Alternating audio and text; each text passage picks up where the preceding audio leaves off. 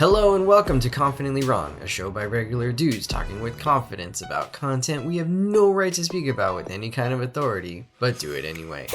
I'm Wesley Nakamura, and as always, I'm joined by award-winning director Brian Redondo and Savon Jones, aka Captain Bonnie. This is episode 210, and we spend time with regular, everyday people of Westeros for the first two episodes of A Night of the Seven Kingdoms. I'm confident that it's going to be the best show you've ever listened to, and well, hey, if it's not, you can always ask us for a refund.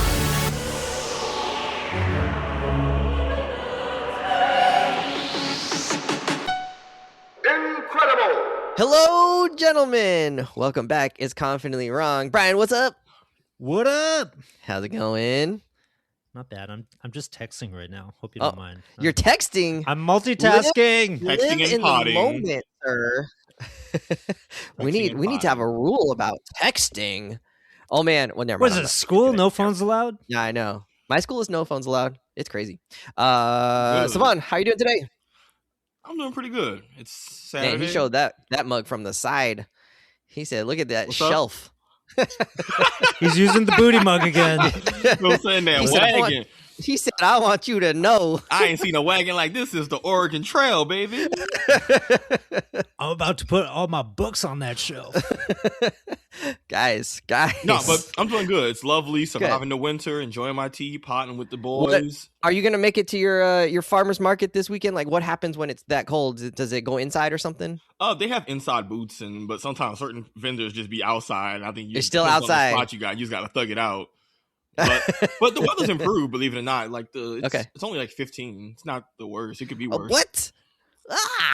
Hey, Brian, you can Only agree 15?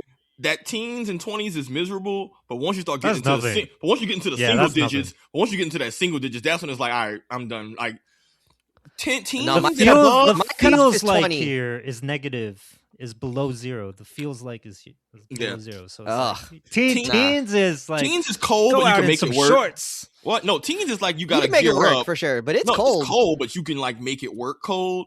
Single digits is like F this. I'm not going outside if I can help it. You need a whole nother set of gear. I feel like the cutoffs are in the 20s. It's like 40 degrees above and below is different.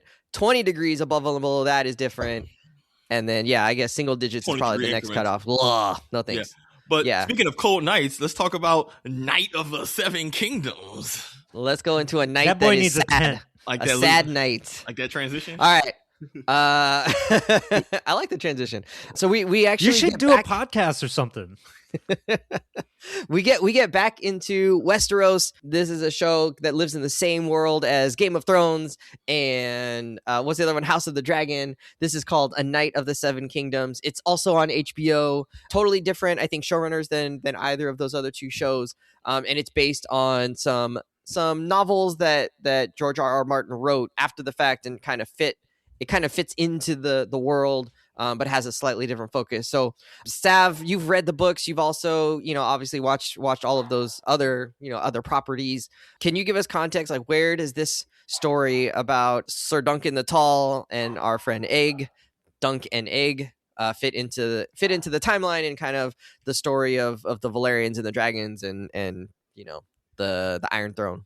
Yeah, of course. So in terms of stories we're familiar with, this story takes place about 90-ish years before A Game of Thrones starts, the original series we're familiar with, and is about 80 years after the conclusion of House of the Dragon. So this is The War of the Dragons or something like that. What the House of, yeah. So this is like House of the Dragon. So it's more or less about 80 to 90 years right between both of them. At this stage, the dragons are extinct because at this point, events have happened that there are no more dragons. No spoilers. Yeah, no spoilers. Which, I mean, we knew that in Game of Thrones, right? But like at this stage of the show, dragons are very much not a thing. The Targaryens are still And large like maybe in charge. only a few people have seen dragons at this point. It's long enough that most people who had seen the dragons are probably dead or really, I don't really think old. there's anybody. I think like Duncan's master, the knight, I think he might have seen a dragon, like the last dragon when he was a kid. But they described the last dragon as like this sickly cat-looking thing that was small and withered. At this point in the stage, no one who is alive has reasonably seen dragons, especially the big ones that we're used to seeing that are the giant Apache attack chopper war machines. Like, there is none of that. There's no reference of that outside of books and shit. When you say the last dragon, I keep thinking of like Raya? The 1980s black kung fu guy. Oh my god, the last dragon. I don't know where you were going. I with hope that, he Brian. shows up in the last season of House of the Dragon. That would be fire. Bruce Leroy. But Nice. it takes place decisively in the kind of like pretty much in the middle of all of that. There's other stuff, but then you're getting into spoiler territory. I think that's the important thing to know. About 80, 90 years between dragons there also are dead. isn't. We don't really know, I guess, but there doesn't really seem to be a battle for the throne either. I mean, I'm sure there's always you know, what's the right word here? Not conniptions or conniving. No. You're asking the right question, Wes. In the context of this story isn't about a war for the Iron Throne. Right. House of the Dragon is a civil war for the throne. I don't even know if there is a war for the Iron Throne going on. There's not. Like, we're just not focused on that at all. We're really focused on who knows. There are Sir Duncan. just for context in terms of this in the story, there are no major wars and there is no battle for the throne. There's still conflicts going on, but it's not basically in terms of, and we'll talk more in other questions, but like this isn't a war for the throne story. I think that's the real important takeaway of like what's different. It's not a war for the throne. Okay. We'll get into that to number 3. So, how excited were you for the show? Brian, how excited were you? I mean, kind of tepidly excited. I knew it was coming out. Like, definitely HBO, their strategy is to extend this IP as much as they possibly can. So this was I think an early developed show, like following the original Game of Thrones series. Like, I remember hearing that they had wanted to make the Dunk and Egg show for quite some time. I believe George R.R. Martin was involved in the creation of this show, right? So his input is in there. And from what I knew, people love Dunk and Egg as this, you know, funny dynamic duo. Maybe not too unlike the unlikely duo of Wonder Man and the Mandarin that we talked about in another podcast. So, you know, all of that is to say, like, it seemed like something, because the fans were interested in it, the, you know, hardcore Game of Thrones fans were into it. I was looking forward to seeing how they were going to do something like this.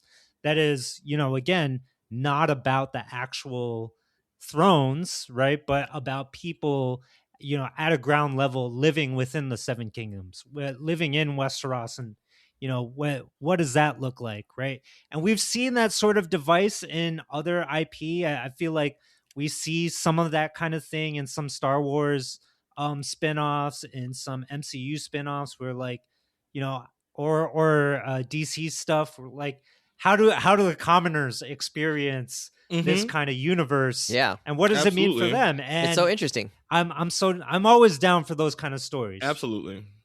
Once the bigger stage has been set, I think it becomes really effective to like contrast that. 100%. Have you read the books, Brian? No, I don't read. Come on. Wikipedia, maybe. He can read, ladies and gentlemen. He can. He just misses a decision. Actually, ain't nobody got time for that. I had no idea the show was coming out till, I don't know, maybe like a week before it did. So I am all like new to this. I can't say I wasn't excited for it because obviously I didn't know it was coming. But when you guys told me the premise about it, I was like, I think that could be interesting. I'll check it out. I did worry a little bit about how much are we going to be beating a dead horse. I don't know that I'm like in love with this world anymore, right? I think the bad taste in our mouths from the ending of Game of Thrones, even some of House of the Dragon, is like, it kind of drags sometimes, and there's like a lot going on that like eventually I just sort of stopped caring a little bit about. And so, you know, I don't know if I'm getting Game of Thrones fatigue, but certainly I was like, I think this could be a thing where it's just like, we're just extending the universe because it makes money, you know, and that's kind of all we're in it for. So I was just unsure about like how I would actually vibe with it. Sav, what was your excitement level, given that you had read the books already? I wasn't excited for this at all. Okay. I had zero interest in it. I tried to read the Dunk and Egg novellas in the past, and I couldn't really get into them. And so you haven't read them, actually? I tried to read. I started reading the first one, and it just didn't click with me. I was reading, I was like, I just wasn't enjoying it. I know the events of the story just because I've read so much of the other just books and stuff that like you end up learning just the history of kind of the characters a little bit. I didn't read the details of all of it because I couldn't click on it. But I wasn't excited because when I read the novella, I frankly thought it was kind of boring. I think what drew me into Game of Thrones was more of the larger George scale. R.R. Martin, I got notes, bro. No, it's just one of George those. Snore Martin. No, but I'm saying, but what I liked was what he was doing in his in the other main novels, where I felt like you still, especially more than the show, the books did a good job of really, because of the POV writing style of like a select handful of POV characters, you get huge chunks of chapters that kind of already do the what is it like for the day-to-day person in this crazy world. The show didn't do that as much, but I thought the books was very good. So I felt like I had already gotten that. If I want to see slice of life, day-to-day people shit, the books kind of already scratched that itch. So the novellas never clicked with me, and I was never really a big fan. I just thought other elements in like the Game of Thrones stories, history were just, to be honest, more interesting. So I went in like, oh, they're making it? Cool. I don't give a damn about this. Hope it's good. And what I will say is that I couldn't have been more wrong. Full 180. I was wrong. Nice. I was wrong as 2 left feet. Which we'll talk more about, but like, no offense to the 2 left feet people out there. No offense to the 2 left feet, you know what I'm saying? But I watched this as homework for the pod initially. And me hearing good things about it, plus my impression on the first episode, got me to rethink my stance. Cool. All right. So I probably should have said this earlier. We have only had the first 2 episodes of the show so far. I believe it's going to be 8, or is it 10? You can pretty much always say 8, bro. Anytime, how many episodes is going to be? Just say 8. But 10 I feel like if you're feeling HBO ballsy. often does 10, no? 10 Brian, if you're feeling Brian, ballsy. will you look it up for us while we're doing it? So anyways, we're only going to talk about the first 2 episodes because it's all that's been released at the time of our recording here. You will probably hear this after maybe 3 or 4 episodes have been out. 6 episodes. Oh, it's 6, so it's only short. 6. Oh, okay. Yeah. So it's kind of a limited miniseries here. Makes sense. It's not a long book. So we can revisit this once the full season has been released. But let's get into it. So Sir Duncan the Tall, Mr. Dunk, and Egg are at the center of our story. Is he? Well, we don't know why he's called Egg, but I feel like we could guess based on his look.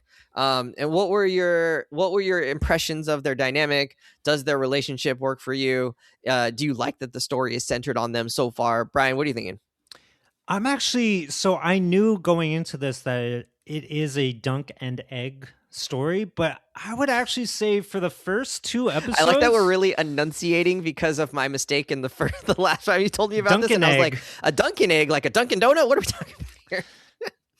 Eggs dunking a basketball? No. Yeah. I actually think it's more of a Dunk story, right? It is. It is and for sure. Egg is around, but Egg's not in every scene, right? This is not. But I think he's not a 2-hander, right? Maybe? He'll have his time. He'll have his time. There are hints that Egg has some mysterious backstory related to the Targaryens, probably. Maybe Egg is a runaway from Dragonstone or something. Who knows, right? There's hints of that, but Egg is not getting scenes by himself, right? Egg is not in every scene, but Sir Duncan is.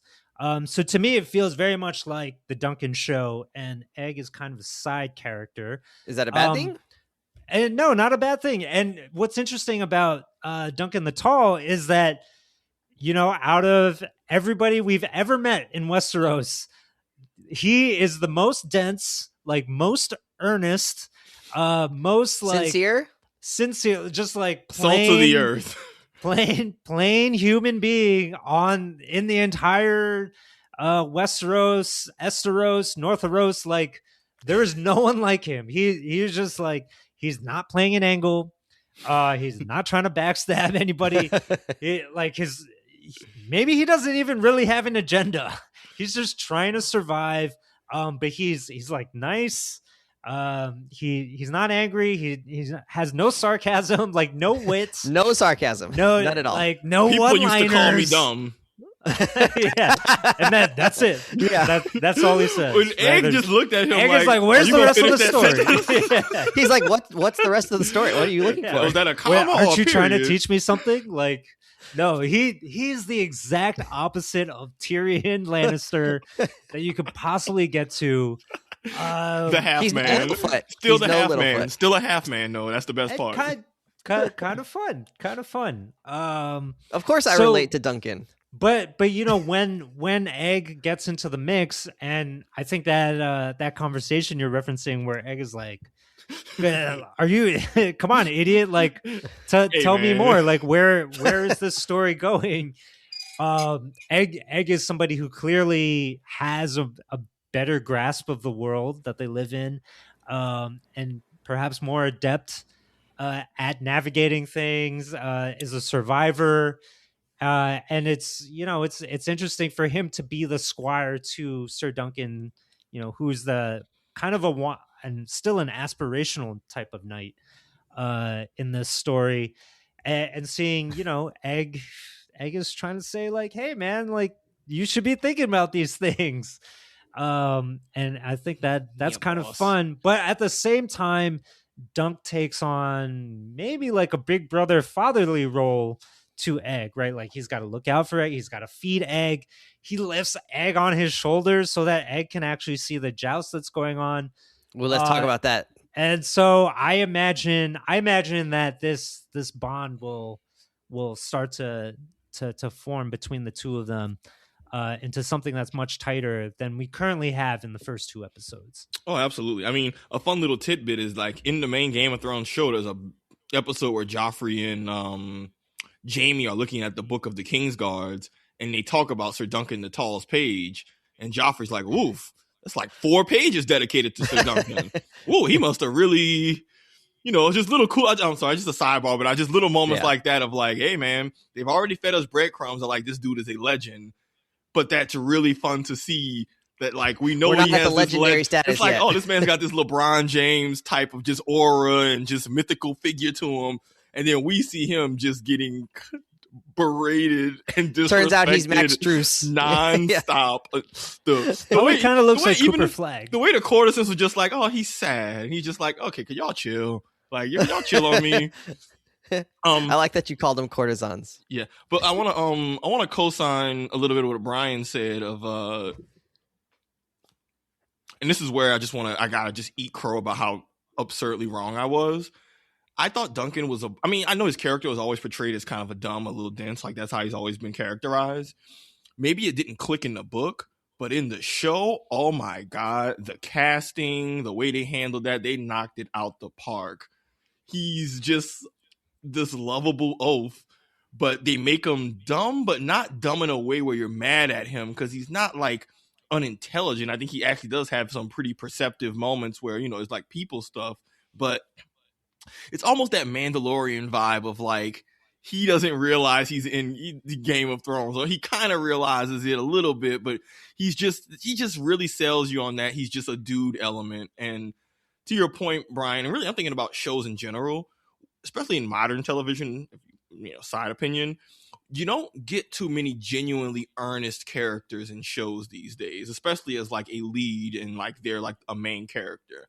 The closest we've gotten beyond that is maybe your girl from Fallout, Lucy. That might be the closest thing, which funny enough, we just talked that, but like you don't get too many genuine, earnest, hardcore characters. And I don't know, man. I don't know if it's the writing, the acting, the direction, all of that, but they really have made me an immediate fan of Sir Duncan, and that alone has just made me hyper invested in the series, because we know it's more character focused. We know it's more about him. When you give me a character focused series and I immediately like the main character, that's just a really good sign, because now I just want to see him move through this world and deal with just all the shit that happens. But also, it's not just the depressing, dark shit that's in the other series. It's more of just social dynamics and where do you fit in this class of society, and like still dope shit, but it's really fun to watch, and it ties into the humor of the show, which I have to say is my favorite shift in terms of this show feeling different from the others. Even just like the bit where Like when they kept doing the flash cuts of him getting slapped by Sir Arlen, I was like, so this is one of these kind of shows. Okay, cool. This is gonna be great. And I'm glad that we have a show in this world. Like Wesley, he's talked about Game of Thrones fatigue. For me, I think the fact that they're giving us these such different lead characters and leaning into humor and not this big, depressing, large-scale story is keeping it really refreshing for me. Now I can watch and not just feel depressed at the end of the episode. I can be like, oh, that was wholesome. Like the worst thing we saw was an old man super schlong. For the record, in a bit that was genuinely funny because he's really telling his story about his, like, he really trying to like dress up the story about his master and is like, I mean, yeah, he was a dude. He had the anaconda out. He's just the old man. He's just the old man at the gym in the locker room. But yeah, I don't know, man. Like, say we talk about the Marvel shows of it's nice when a show is just afraid to do its own thing, and I'm glad that they're able to say, hey, look, yeah, it's Game of Thrones. Yeah, sure, if you do this world, it's probably a money printing machine, but there's creative liberty to make this your own thing, and they're really running with that, and that's really endeared me to the show. Again, considering that I had very low expectations, so it's fire, man. Nice. The show, you just talked about it, like the show has lighter moments. I mean, this is kind of a spoiler of the gag, but in the first hopefully you've seen the episodes at this point. The first 5 minutes, I think, or 10 minutes of the, I think it's like 10 minutes of the first episode. They put the title card up, and it's diarrhea or shit coming out of the tree. Oh yeah, they play the Game of Thrones theme song too. Right? they were gonna do the title card. Then his face he shits all over it. His face kind of like he had that. Oh, I ate something funny. This is good acting. There was a brief moment where he had the, oh, I got a shit face. I was like, because the music is swelling up, and I'm like, why is that face? And I'm like, oh, he's shitting. Yeah, that's definitely you feel your stomach gurgling. You're like, oh boy, hold up. Yeah, everything has changed. So you know, actual poop joke. Gross, yeah, but like good tone. It was a good tone setter. It's a good expectation setter of what the show's gonna be. Of like, okay, cool. It's not gonna be people getting tortured all effing day. And I was a good misdirect. There's moments for real life craziness, you know, that could happen here. But that is a question, right? Like if you're like me and you like Game of Thrones for the political intrigue, sort of like the gruesome violence that happens, right? That heighten the stakes of everything on the show. But also characters just, you know, playing that political game with each other with knives in a phone booth. If that's what you're looking for in Game of Thrones, what do you make of this show? You will feel the same way I felt about Andor. Is it even in Westeros at this point? Yeah, it's the same relationship I had with the show of Andor of like, you have these big expansive worlds. I think it's good to take advantage of it by telling different types of stories, because that's the point of having a big sandbox of worlds where if you don't do different types of stories, the pro and con is that you can engage different audiences, Brian, in different types of stories. You risk alienating some, but like, you know, I don't think it's a real issue because if it's a good show, people will rock with it. But like, I think it'll be the way people talk about Andor. Key, right? Andor's a good show. People will like it. Yeah, Andor's a good show, and it got accolades it deserved. I watched Star Wars for very different things. So did I enjoy it? No, I recognized it was good, and I'm still happy Star Wars fans get it because it's something different to mix it all up. So I imagine, Brian. No, Andor is great through and through. You can't say anything more than that. I literally just sung all the show's praises, and y'all still I know. It wouldn't let me. I uplifted the show. I acknowledged all the fire shit about it. But yeah, Brian, I think it's that. I think it's one of those, if you're in for the political intrigue, and again, that was my issue with the series to begin with. I just think it's one of those, you got to go in with an open mind, and if you like a little bit of a variation of it, you'll enjoy it, and if not, it's safe to say, okay, cool, I like these things, that's okay. I'm going to wait for the next season of House of the Dragon. I remember George R.R. Martin being interviewed about the first season, I think, of Game of Thrones, and the fact that, you know, this is spoilers to Game of Thrones, I guess, but like Ned Stark gets killed early on in that series. Mm-hmm. And what? You know, he does? And the way it, you know, you sort of follow the show, you think that Ned Stark is going to be your main character. He's probably going to have a little bit of plot armor. He's probably not going to get killed off. He's kind of an honorable dude. We like him. We think like, okay, this is a dude we can root for. And he gets done in, like, by the end of the first season, I think. And George R. R. Martin reflected on that. And he's like, the audience sort of needs to know, and this is like their first, not their first, the audience realizes and learns at this point that like having honor and doing the right thing doesn't get you anywhere in this world. It actually is probably a bad thing for you to be able to survive and gain power and succeed. And so I'm a little bit worried for Sir Duncan here, because he is another character in that mold of, he's honorable, he's trying to do the right thing, he's eager to like show, like, hey, we can be, bet our better selves, right? And George R. R. Martin has been on record saying, in this world, those kind of people get taken advantage of, or they get taken, basically. And so I know that Sir Duncan has 4 pages in the Kingsguard Journal, or whatever that thing is called, but so I'm hoping that maybe the rules of that upper echelon tier of people does not apply maybe to the regular people. Hopefully, we'll see. I mean, there is a moment, maybe he loses his honor. Or maybe he loses his honor. We'll see. And but you do see, like, Bear. I think his name is Balon or something like that. One of the Baelor Targaryen. He the prince. The prince. Yeah, he also seems to have some bit of honor and respect for things. This is a very, when we meet him. What I'll say is that, and this isn't a spoiler, this is a very interesting batch of Targaryens that we're going to be engaging with and learning more about. Okay. I think you get some of your typical Targaryen shit of like some of them just being absolutely unlikable a-holes, which that's kind of part of the course. Like, that was his brother. Yeah, clearly. They make it pretty. You learn pretty quickly who the a-hole Targaryens are, because they can't help themselves. They're like just the blonde ones. Yeah, they literally just can't help it. Like, it's, they don't know what to do. It's hard coded. But I think Wes, we get an interesting batch of Targaryens and characters in this. And what I'll say is that, yes, George likes to push the thing about, good characters die, but 2 things. One, the tone of this show is just very different, and you're on first name basis with him. I'm just saying, look, all I'm saying is that, yes, Game of Thrones is a show that's like infamous for like characters not being safe. Kind of. Some people do get plot armor, but I think that's going to contrast heavily with the tone of this show. And not to say that like bad shit won't happen, because it's just one of these world shit happens. But like, I just don't anticipate this show being just the massive, just emotional drag and downer that the other ones can be. And I think you'll probably still have some tragic shit. Tragic shit is definitely going to happen, but I just think it's not going to be in the same... It's Westeros. Yeah, it's Westeros, but I just don't think it's going to be nearly as... This show just isn't going to go into like the emotional torture porn range that like Game of Thrones would get into sometimes. Like, I don't think it's a spoiler to say this just isn't really that kind of show. And so maybe set your expectations accordingly of like, you're not going to need, a therapy session after because you didn't seen this awful thing happen to someone who absolutely didn't deserve it. I'm okay with that. I mean, we're going to get House of the Dragon later in the year, so we'll get our fill of that. So I like that this is a different, it's a little palate cleanser, a little bit different, but still kind of keeps us in this fun, obviously fun universe that we're in. The show, obviously we're talking about it now, is that it's a little bit lighter in some ways. I mean, I think there's still some heavy things they're dealing with, but it's a little bit lighter. We have the poop jokes, we have all this stuff. How has been this like shift in the balance of like the tone of the show worked for you?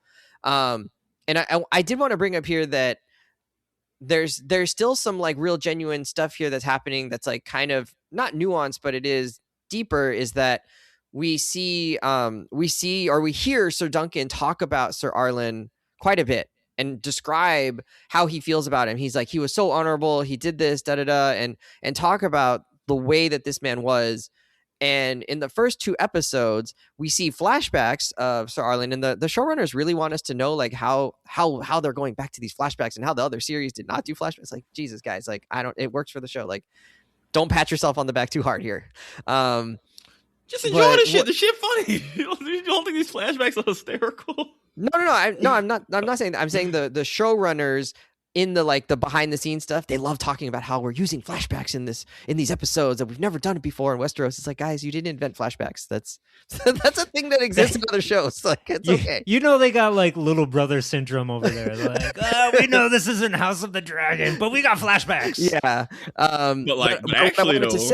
But what I want to say is these flashbacks show us that Sir Arlen wasn't actually the things that Sir Duncan is talking about.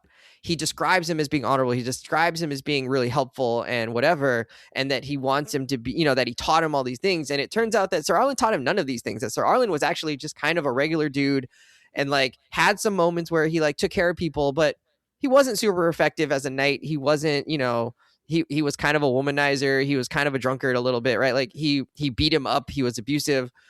He, you know, and so the good things about Sir Duncan and the honorable things about Sir Duncan really are about himself. And he just has to recognize, actually, like, I'm the reason why I am the way I am as well. But he hasn't yet necessarily. And so I love that, like, he's also a little bit of an unreliable narrator. We don't actually know, like, Sir Duncan, like, do you understand how the world works, or like your understanding of people? Like, maybe you actually don't understand this as well as you do, or like you need to yet. And I like that there's like things you can do with that later on that might play into that. And even if not, it just shows that like he wants to see the best in people. And it helps characterize his character, I think, you know, nicely. Yeah, he really does not fit in Westeros. He's like a character taken from another IP. Like he's like from Candyland being dropped into the middle of Westeros. Oh yeah. And he's so dim that like in some ways the flashbacks kind of indicate that maybe Sir Duncan is being gaslit the whole time. Like, yeah. He's like, this was what it means to be a knight, right? It's like honorable to live outside under trees and not have a home. Basically, he's a squire for a drunk homeless guy who sometimes fought in battles, maybe. And like one of the key things that Sir Duncan has to do to try to get into this knight and joust tournament is get some other knight to vouch for Sir Arlen to no vouch for his former knight. And turns out, right, like nobody remembers this, you know, this like peon that maybe fought in a battle. And I think it's like not that Sir Arlen didn't do these things.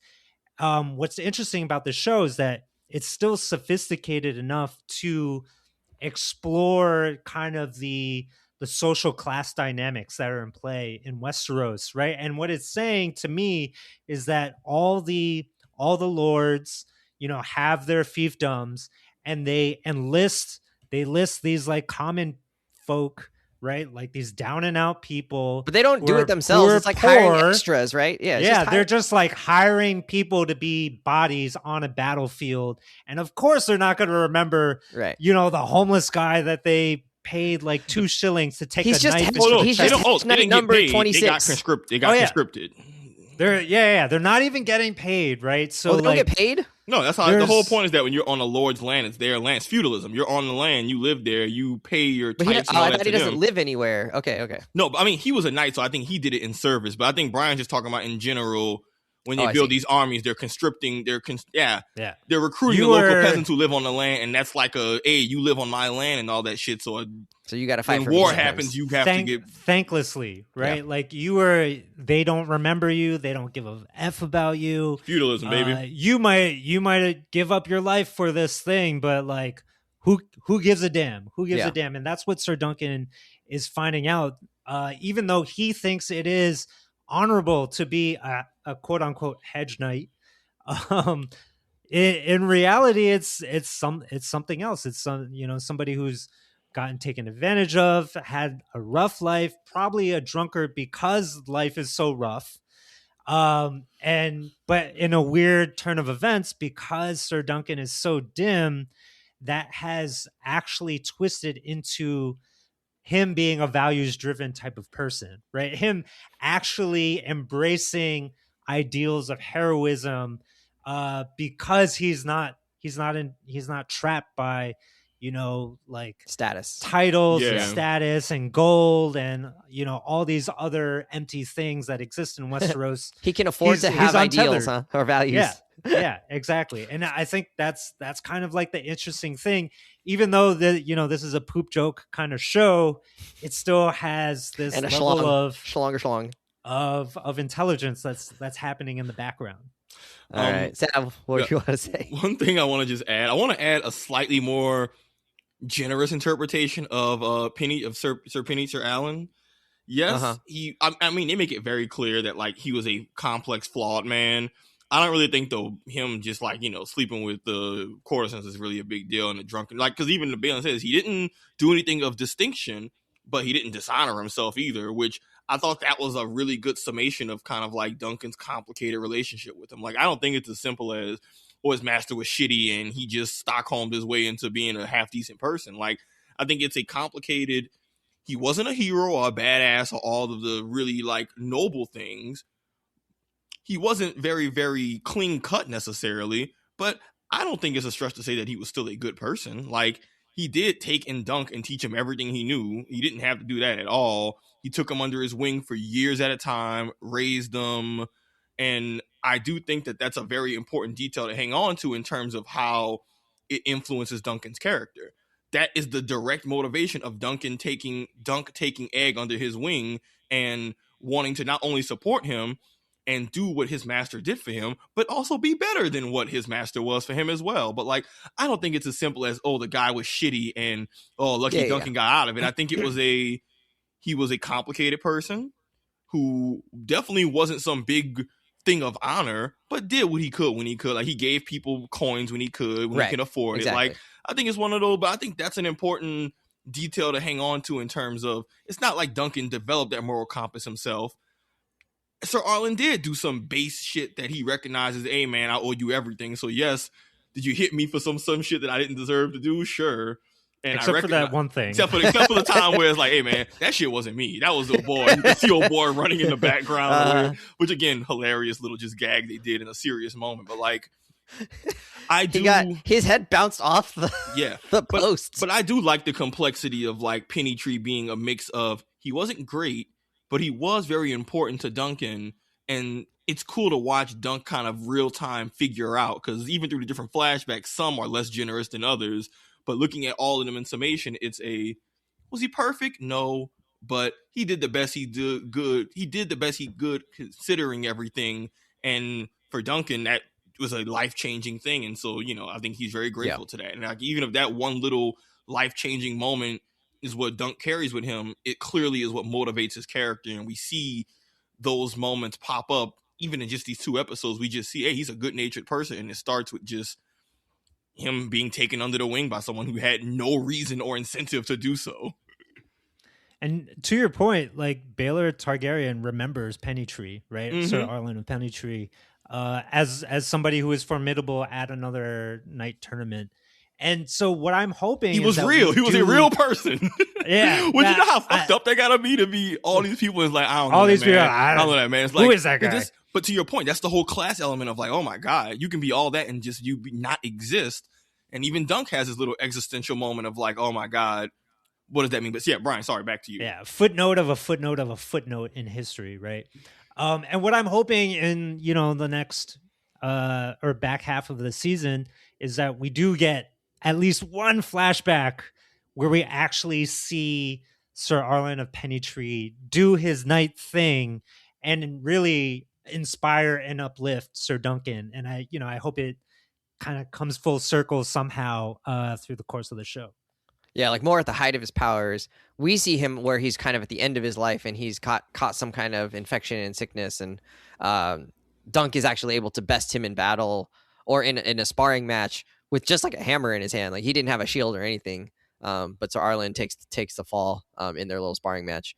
I did want to say that there's 2 things that really stuck out to me. I mean, well, besides the humor, there's some like funny quips, like that moment where Egg is like, and I'm sorry, I just can't get Duncan over is like, that. what else? Yeah, what else do you want from me? He's like, shut up, like, stop talking. I'm in the moment here. That little boy is such a good actor, bro. I'm just sitting there like, yo, I like this little homie. He is killing me because clearly he's educated. Clearly he's smarter than he lets on. Yeah. For sure. I love those 2. It seems like he's self-taught. He's very resourceful. He obviously can see like this is a thing I could take advantage of, and he set up a whole camp. Like a whole, not like a half-ass set up the camp. And he caught the fish. He was cooking it. Like, he washed the clothes. Like he's clearly capable in a way. He's adept at this world. He's very capable in a way that's almost off-putting. Of like, because you even see him, just a little bald-headed boy sitting there in the camp, everything set up. You just, the fuck. But I love that he was just like, And Dunk was just like oblivious to like he had to keep going with like your sentence construction, man. You set it up so there'd be a second part. I hope your sons are found. Hopefully not dead.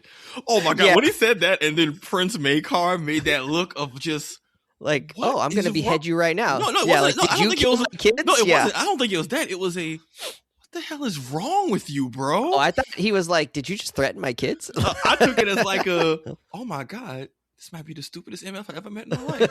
Because I think they established in that conversation he's not a threat, he's just a dummy. And I think Maekar is really just like, that was some good facial acting. Because I feel like I feel like I made the same face in the moment watching. I'm like, what is wrong with you, bro? I thought it was great that the daughter planted the seed, right? Like she planted the seed and it got like telephoned in his brain, like, you know, to something different than he wanted it to be. But wait, I wanted to point out two things that I really enjoyed about this show. Okay. So when Duncan goes into the tent with Baratheon, I forget his first name, Leland or something like that. Lionel. Hilarious. Love that scene. And what a showstopper. That guy is from The Gentleman or something like that. What is Oh, he's he the plays brother the in The Gentleman. Yeah, he plays in the chicken suit. Yeah. What a phenomenal character. Love that guy. That was a great scene. I want more of him. He did this thing where he like put on the crown back at the end after they're drunk, and his antler runs into the chandelier, and he goes, "Sorry." He keeps going like, "Oh man." The tug of war. He's like, "I'm thirsty." Yeah. He's like, "Keep going. You're doing great. I'm thirsty. I'll be right back." That was great. It's like you started this and then you just left them, and Duncan, true to form, just digs his heels in and is like, "I'm just gonna muscle the crap out of this because like once I start something, I'm gonna finish it." And then the jousting, when we get introduced to it, I think this is episode 2. It's a jousting scene I've never seen before. It's 5 jousts happening simultaneously, and you get a sense of like it's like almost it becomes like out of this world, this joust. It's almost like, do these guys have superpowers? Like they're like like they're getting like unhorsed and like all the lances are breaking. They like their squires are like finely tuned NASCAR pit squads. They hand them the lance and they're ready to go back in NASCAR again. And they do again.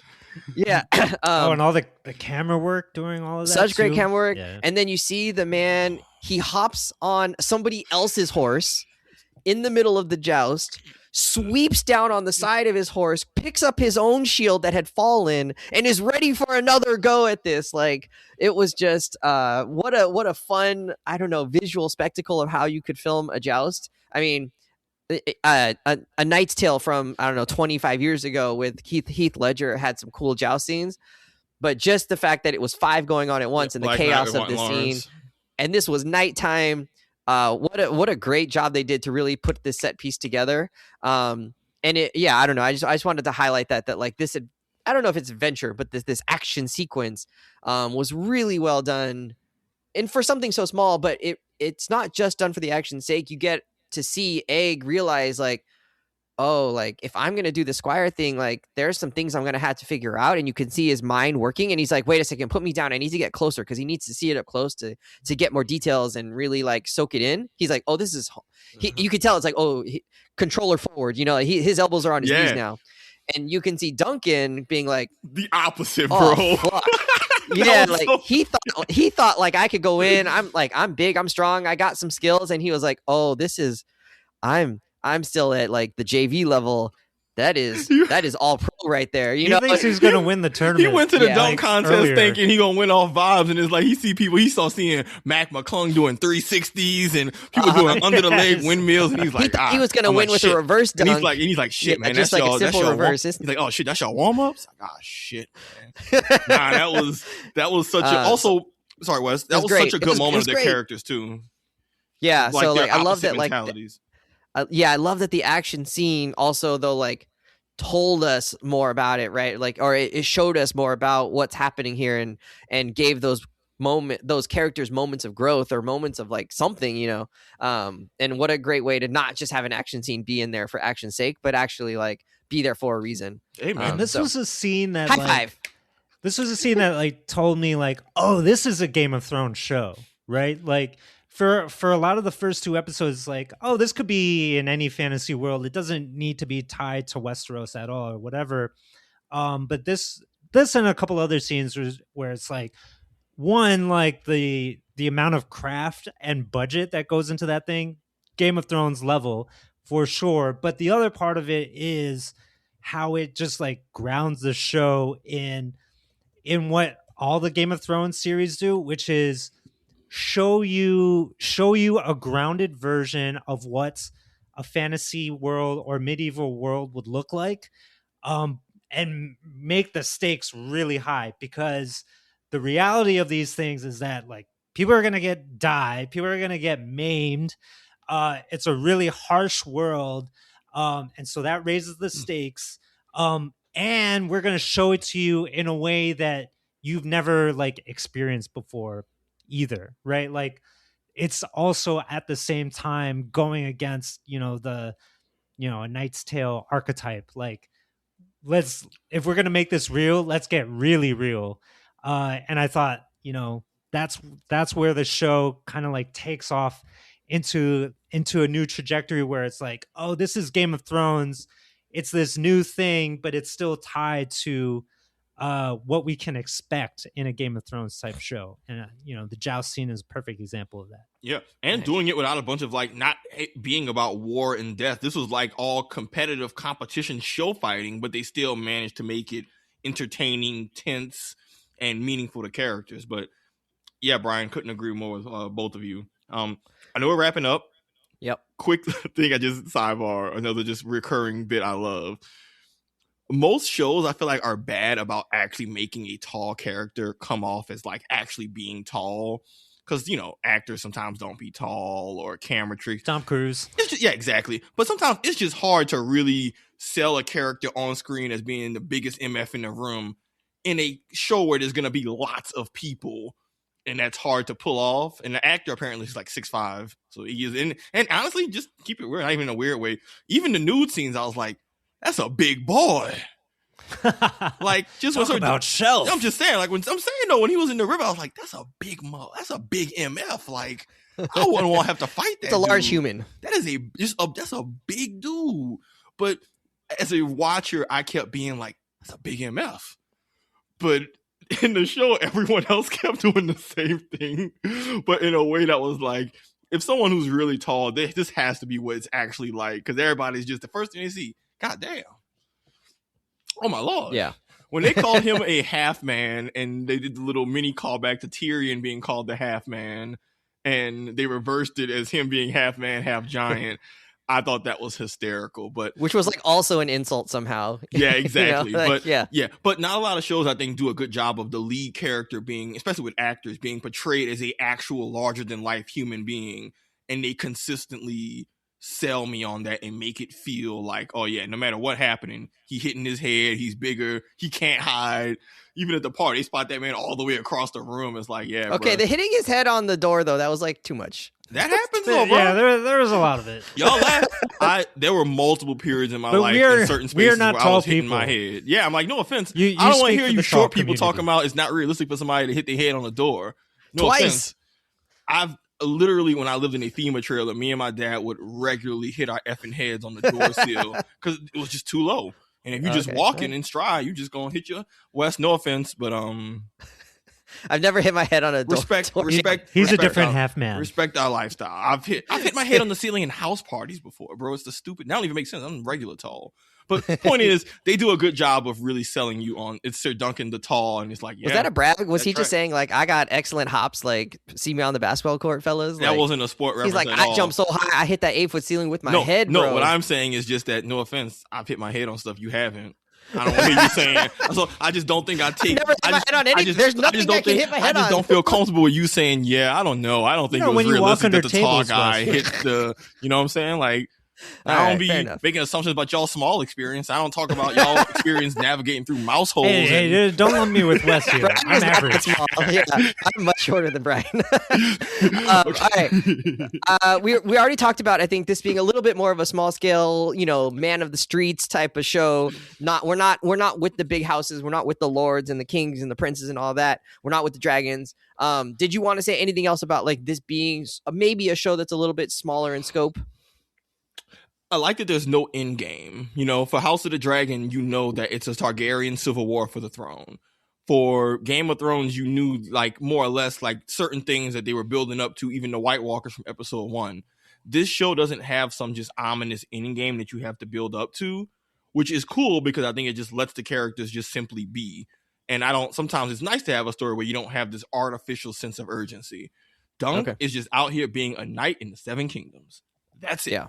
And so let's just enjoy him. Survive. Let's just enjoy him being out in this world. And I just like that pacing rather than feeling like, oh my God, when are they going to get to the penultimate conflict? When it's like, that's not really what it's about. It's just about the show is inherently about the journey, which I appreciate rather than the other shows where it's kind of all about where it's going to all end up. It doesn't really matter where it ends. It's just about doing Dunkin' egg shit.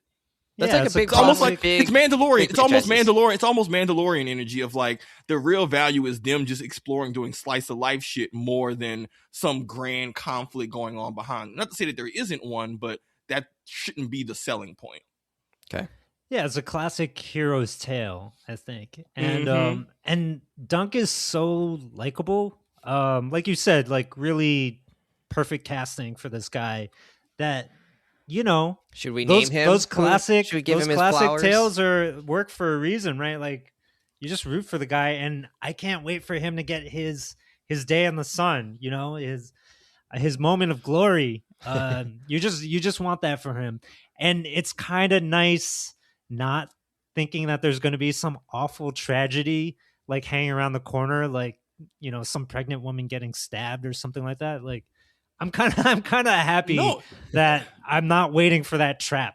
Okay, it's not a pace. At least I don't think that's gonna happen. No, it's not people all trying to murder their nieces, nephews, and half siblings.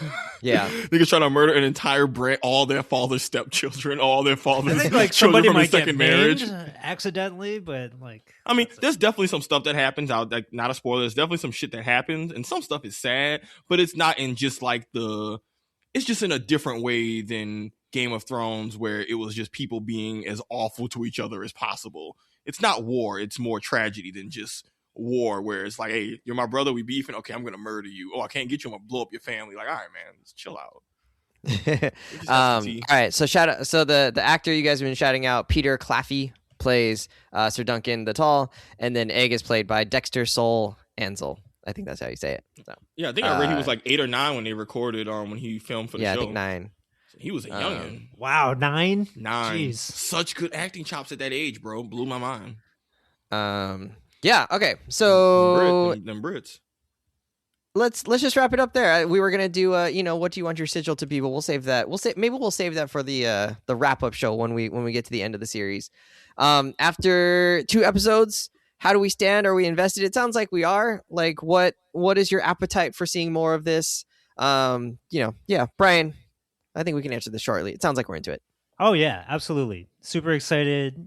Like I said, I can't wait for Sir Dunk to have his moment of glory.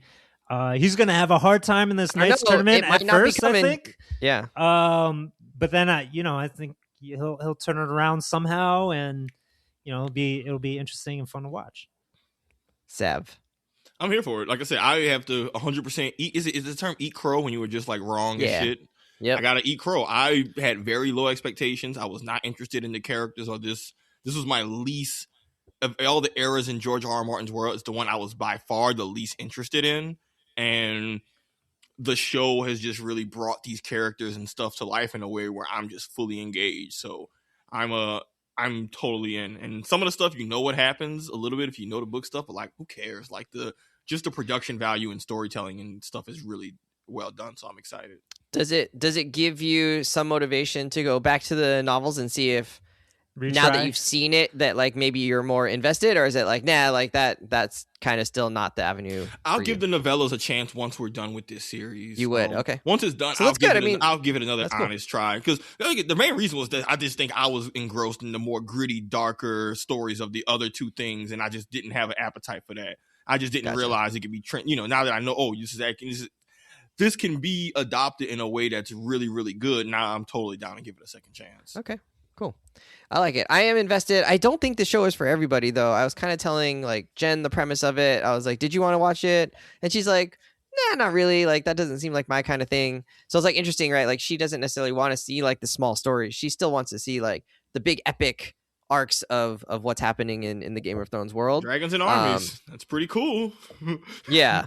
So this show doesn't have to be for everybody, and I think there is probably a segment of people who love the world of Game of Thrones and love the like intrigue there, and then are gonna watch this show and be like, he's just kind of adult, and like I'm not really like into seeing that right now. Like I want to see something where there's a little bit more, I think, like agency in the beginning. Obviously, I don't think Dunk is just letting the story happening to him, but he does have some aspects of that. So I could see somebody not really vibing with that part of this.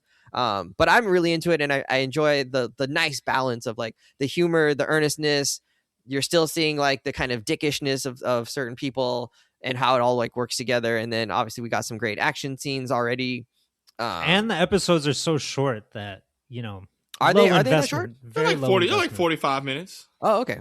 Not an hour. So you're not watching a whole movie. I think the second episode was like 30, 33 or 35. I didn't realize that. Okay. They don't feel long at all. All right. I'm enjoying it. I think people should watch it. I'd recommend it for the most part to most people. You're right. Especially if you like it was 30 minutes. The Game of Thrones world and just want to see more stories that are just a little bit different in tone. This show is well written and well performed. So that's what also, and what I'll add is that if you're someone like me who is into like the supplementary material of the little books that's about the outside world and all the other side.